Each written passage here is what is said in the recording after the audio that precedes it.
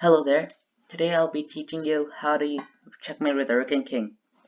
The Rook and King checkmate is another checkmate that's often reached in the endgame, where you have a pawn, you're a pawn up, and then your opponent sacrifices his rook for the pawn to stop it from promoting to a queen. You will have a rook and a king against a king, and it's important to learn how to checkmate with those two pieces to win more games and become a more successful player.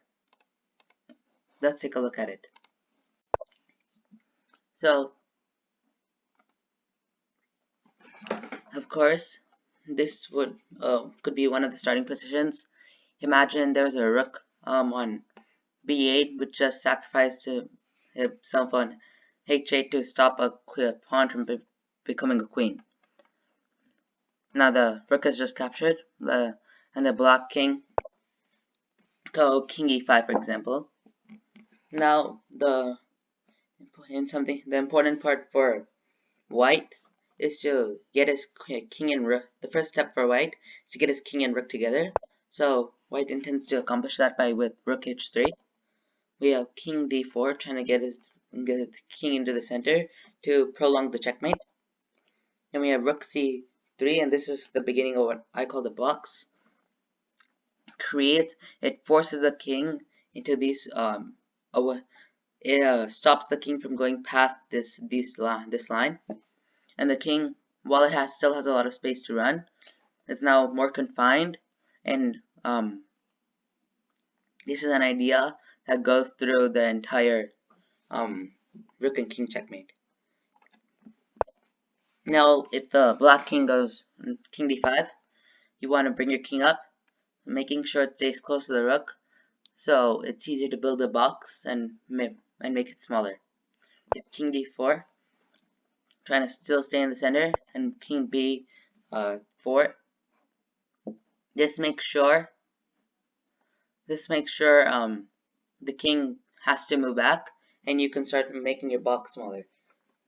Of course, if he does something like this, you could just for example, if he goes king e4, you make the box smaller with king c4.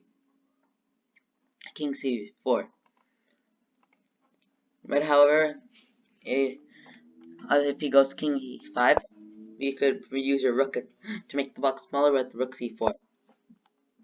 King d6, and again you make the box smaller with rook c5. King d7, and then king b5, making the box smaller, supporting the rook. King b6, king e7, rook c6, king d7, king b7, king e7, king c7. Now the king is forced back, or he could have moved to f7, but that would only that wouldn't do much for him, as white would continue making the box smaller. Then king d7, king f7, king e6, king f8. Now rook e.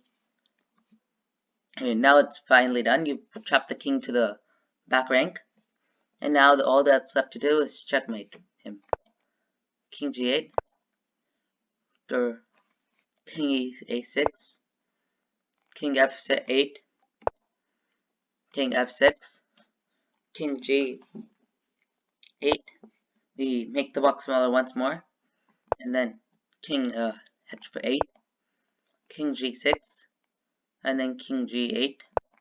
And now white moves his king back, blocking off these squares and this one, forcing the king back.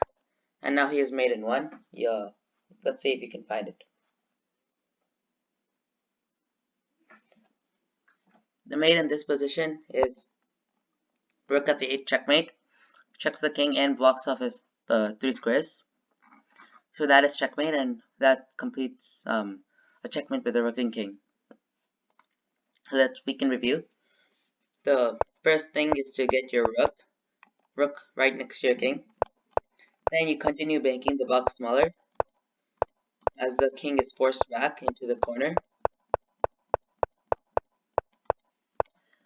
And then finally, at the end, you force the king into the corner again, a corner of the very board. You trap him and only limit his area to 2 squares. And then you then he'll eventually be stuck in the corner and you can checkmate him. I hope you learned something about checkmating with the rook and king from that video.